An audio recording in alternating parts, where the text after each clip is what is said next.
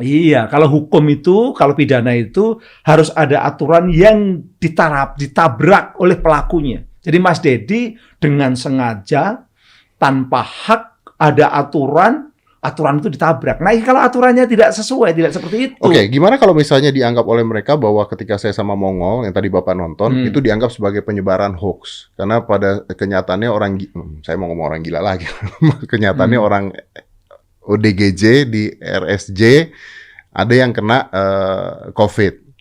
Saya tahu bahwa Mongol tujuannya pada saat itu adalah berkomedi pada saat itu. Sama kayak makan pete nggak bisa kena COVID loh. Loh kenapa? Ya soalnya orang jaga jarak sama lu. Gitu. Tidak semua apa yang kita sampaikan itu katakanlah sesuatu yang salah. Itu lalu dianggap hoax dan bisa dipidana. Ya, sekali lagi, sesuatu yang salah yang kita lakukan, ucapkan itu salah, kemudian dipidana. Tidak semuanya bisa dipidana, kecuali ada peraturan yang jelas-jelas dilanggar. Contoh. Nullum delictum nulla puna sine previa lege punale. Itu kalau bahasa Maduranya begitu, bahwa sesuatu disebut sebagai delik itu kalau sudah ada aturan itu kemudian dilanggar. Nah, aturan tentang hoax. Nah, ini aturan tentang hoax. Aturan tentang hoax itu hanya ada di Undang-Undang Nomor 1 Tahun 46 pasalnya 14 dan 15. Yaitu kalau apa? Kalau ada orang membuat kabar bohong, sengaja bikin kabar bohong supaya memunculkan keonaran. Nah, itu baru kena. Bikin onar sengaja supaya ada konflik, supaya ada demo besar, supaya ada keributan, dan itu keonarannya pun harus di dunia fisik, Mas. Gimana? Di dunia fisik, bukan onar di media sosial. Media sosial mah tiap hari onar, nggak ada apa-apa juga onar. Twitter. Saya nge-tweet baik-baik aja dionarin kok, gitu kan. Jadi onaran itu adalah sesuatu yang ada di dunia fisik. Jadi ketika Mas Dedi bikin sebuah berita bohong, kabar bohong, lalu memunculkan reaksi keonaran di masyarakat, demo, orang turun di jalan, ngerusak, bakar-bakar. Nah, itu Mas Dedi bisa kena. Kalau gara-gara dia adalah membuat kabar bohong. Jadi artinya dari penyebaran kabar bohong ini ada efeknya secara fisik tidak di masyarakatnya. Tidak, fisik di masyarakatnya, ya fisik di masyarakatnya, bukan di media sosial. Karena media sosial itu memang tiap hari, tiap saat dibuka ya langsung onar. Karena memang media sosial itu kan tempat orang. Bahkan kalau dalam satu buku ada namanya like war. Media sosial itu seperti perang. Iya. Kalau perang kan onar terus, ribut kok. Kalau dari mereka kan mungkin ada orang teman-teman juga yang ngomong, ya mungkin maksudnya mereka begini, maksudnya kalau candaan itu bisa berpikir bahwa orang-orang ODGJ nggak butuh vaksin katanya, jadi akhirnya nggak butuh vaksin, jadi ditariknya ke sana-sana dari candaan seperti itu. Ya, itu tidak bisa semudah itu. Jadi apalagi kalau namanya candaan, namanya. Nah, berkomedi itu gimana, Pak? Komedi atau satire gitu itu. Satire itu tujuannya apa coba? Apakah tujuannya adalah sebuah niat actual malice? Jadi ada actual malice ya dalam hukum itu ya. Ada niat sengaja, niat jahat untuk menciptakan keonaran.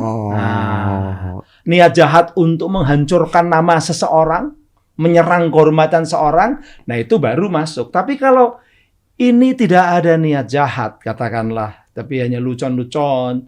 Kemudian juga, namanya juga komedian. Komedian punya hak untuk melucu. Komedian punya hak untuk melucu.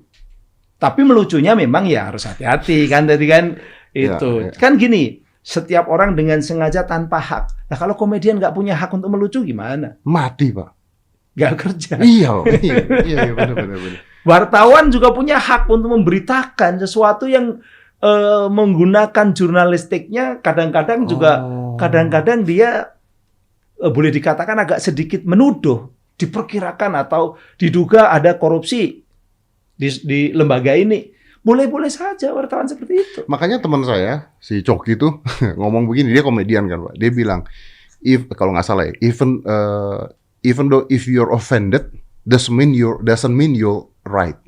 Iya. Jadi kalau Anda tersinggung pun boleh, tapi belum tentu Anda benar gitu. Iya, karena memang di Undang-Undang ITE itu ukurannya bukan persoalan ketersinggungan perasaan dari korban atau orang lain yang merasa menjadi korban, bukan itu, tapi unsur-unsurnya. Jadi harus objektif unsur-unsurnya. Bukan perasaan, wah ini menghina saya nih, menghina kaum saya nih, menghina korp saya ini, nggak bisa seperti itu. Itu sensitivitas sosial itu persoalan sensitivitas sosial. Tapi kalau undang-undang itu harus dia harus hitam putih. Ya, kayak acaranya Mas Didi. Kita kan pernah di situ sekarang. Loh Pak, oke. Tapi gini, sekarang saya balik nih. Ada nggak orang-orang yang akhirnya menjadi korban karena ketidakpahaman ini? Wah banyak. Banyak. Justru karena banyak undang-undang ITE lalu dikatakan sebagai draconian code tadi. Undang-undang yang membungkam oposisi, membungkam hak kebebasan berpendapat. Gara-gara banyak sekali korbannya. Ada bayangkan Mas Dedi. Iya. Ribuan Mas. Dari teman-teman SafeNet itu ribuan. Itu akhirnya lalu keinginannya adalah hapus tuh undang-undang ITE. Ada yang begitu kan, supaya dihapus. Kalau dihapus, berarti di internet itu kita boleh mendistribusikan informasi-informasi yang muatannya adalah penghinaan dan pencemaran nama baik. Memang ada KUHP ya, tapi KUHP itu kan beda ukurannya dengan ITE. Kalau KUHP itu kan dibuat satu abad yang lalu, belum ada podcast, belum ada media sosial, belum ada Twitter. Lalu dikatakan bahwa yang disebut sebagai pencemaran baik kalau dengan tujuan diketahui oleh umumnya itu lalu secara fisik kan begitu. Kalau sekarang kan didistribusikan, ditransmisikan lewat media sosial itu bisa kena. Nah itu di situ dan di dunia internet tentu saja beda implikasinya dengan dunia fisik zaman dulu. Kalau dulu misalnya menghina orang, mencemarkan nama baik orang, memfitnah orang, menuduh orang, paling yang tahu cuman sekelompok orang yang kalau sekarang dengerin. Jadi luas ya. Kalau sekarang kan jadi luas. Ini tuh beda nggak sih Pak ITE dengan penghinaan? Akan ada pasal penghinaan juga. Sebenarnya begini, ITE itu adalah sebuah undang-undang yang mengekstensifikasi. Jadi sesuatu yang sebenarnya itu sudah dilarang di dunia fisik, dieksten ke dunia maya. Mas Dedi, boleh nggak nipu? Di dunia fisik nggak boleh nipu. Sekarang diekstenkan oleh Undang-Undang ITE, nipu juga nggak boleh loh di dunia maya. Gitu loh. Dengan kadar hukuman yang berbeda. Kadar hukumannya berbeda karena konsekuensinya berbeda. Kalau dulu orang itu katakanlah nyebar pornografi juga dilarang di dunia dengan undang-undang pornografi. Sekarang nyebar pornografi di dunia maya juga dilarang dengan konsekuensi yang berbeda. Jadi ini ada ekstensifikasi termasuk tadi yang namanya penghinaan dan pencemaran nama baik. Dari dulu yang namanya penghinaan dan pencemaran nama baik dilarang, tapi sekarang larangannya itu lebih tinggi. Karena kalau udah di internet, nyebarnya lebih besar. Tapi pasalnya beda, Pak? Ada pasal sendiri penghinaan? Kalau pasal ITE kan pasal 27 ayat 3. Di situ tidak ada operasional definisi apa itu penghinaan dan pencemaran nama baik. Dia definisinya harus ngelihat di KUHP pasal 310, 311 gitu. Ya. Jadi pengertian apa itu penghinaan pencemaran nama baik adanya di KUHP. Itu juga letterlock. Pemahamannya sama dengan yang ada di KUHP. Nah, justru itu kesalahannya di situ. Kesalahan dalam artian banyak orang menginterpretasi hanya ngelihat ITE-nya saja tanpa ngelihat KUHP. Lalu penghinaan. Kalau gitu saya terhina. Masuk dong ini. Nggak bisa seperti itu. Penghinaan itu harus ngelihat di KUHP-nya. Apa itu?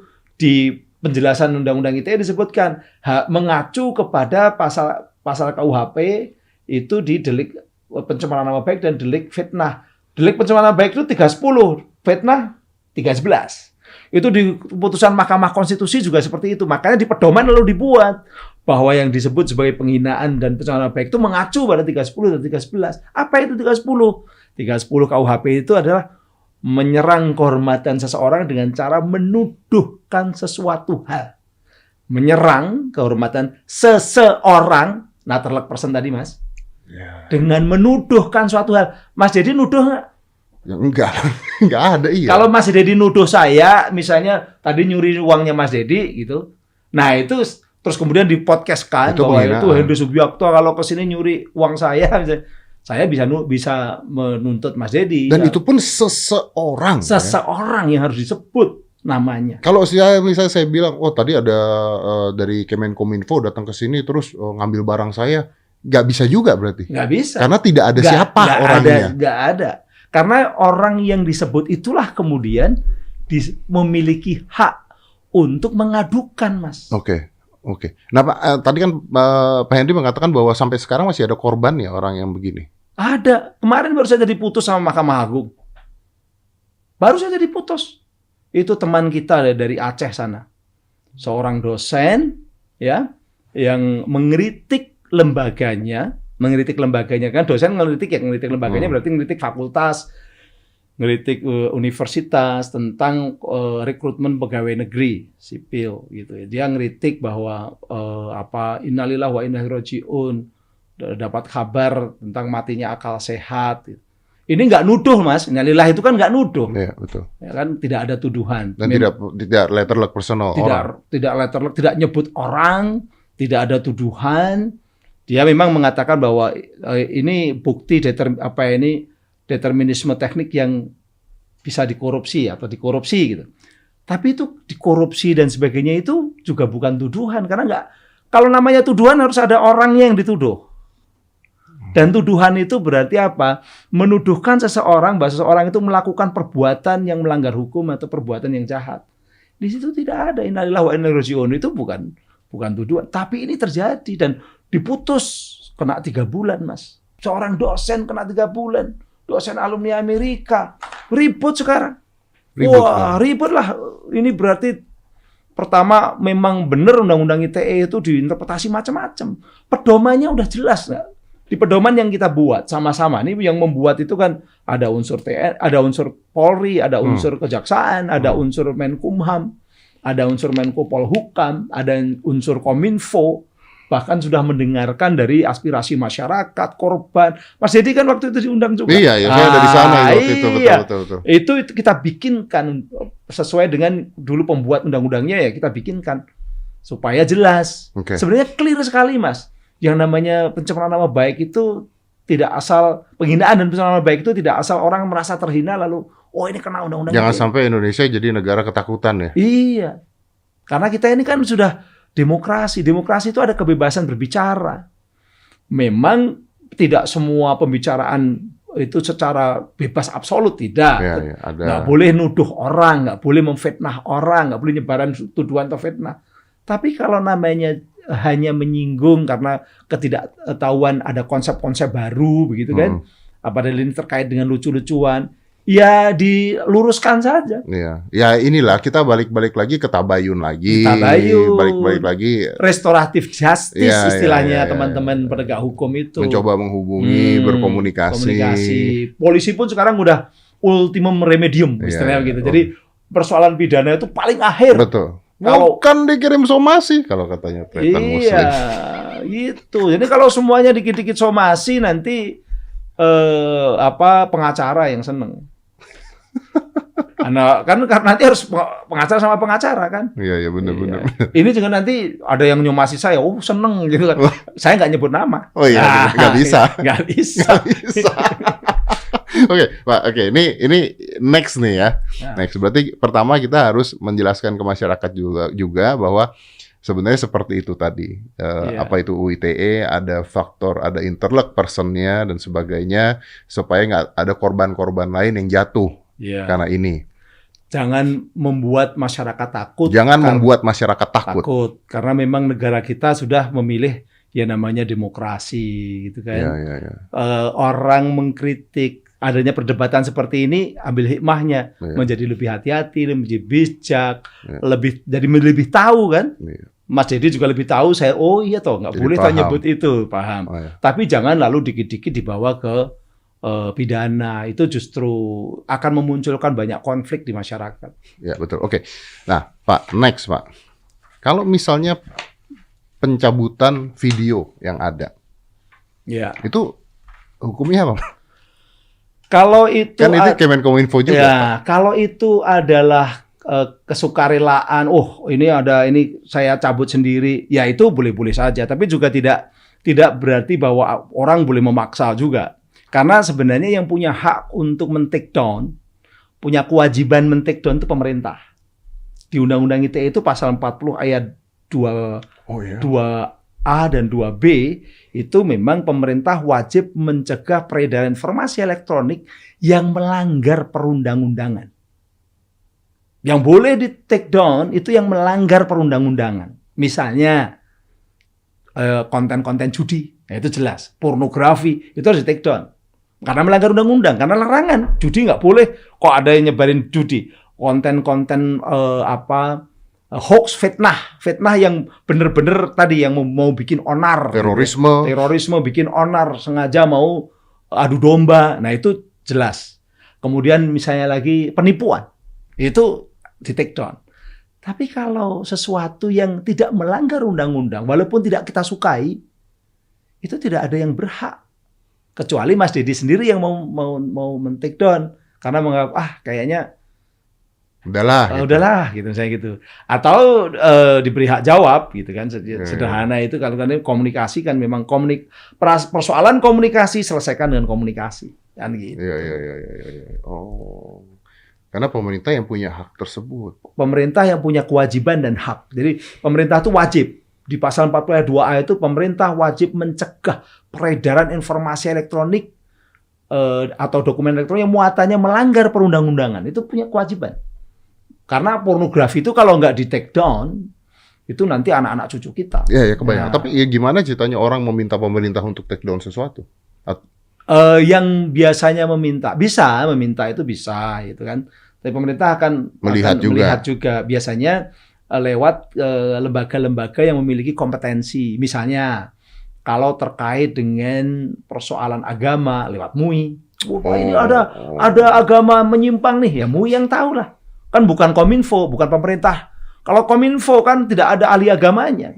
Ya saya sedikit-sedikit tahu, tapi kan saya bukan kiai, bukan ustadz gitu kan. Jadi harus lewat lembaga. Oh ini ada konten berisi tentang obat-obatan yang katanya menyembuhkan bla bla bla bla. Padahal ternyata membahayakan ya BPOM yang berhak untuk minta supaya di take down BPOM. Misalnya kalau saya bilang ini obat bisa nyembuhin COVID sehari gitu. Padahal tidak seperti itu.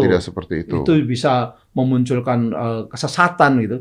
Nah, itu ada yang kompeten BPOM. Kalau terorisme yang kompeten BNPT gitu loh, Mas. Nah, itu seperti itu. Jadi bukan lalu semua lalu bisa sembarangan. Ini karena kan kita ini negara yang sudah berkomitmen pada kebebasan berpendapat, kebebasan berkomunikasi, kebebasan untuk memperoleh informasi. Berarti sebenarnya di zaman ini penanganannya sebenarnya harusnya jauh lebih baik ya dibandingkan zaman dulu, Pak ya? Lah iya, memang iya. Tapi persoalannya, Mas Deddy, pengguna internet di Indonesia ini 202,6 juta. Bayangkan, 202,6 juta semuanya bisa menjadi konten kreator semua. Ada yang hebat kayak Mas Deddy, tapi yang tidak hebat kan juga banyak. Ya, dan ditonton orang juga.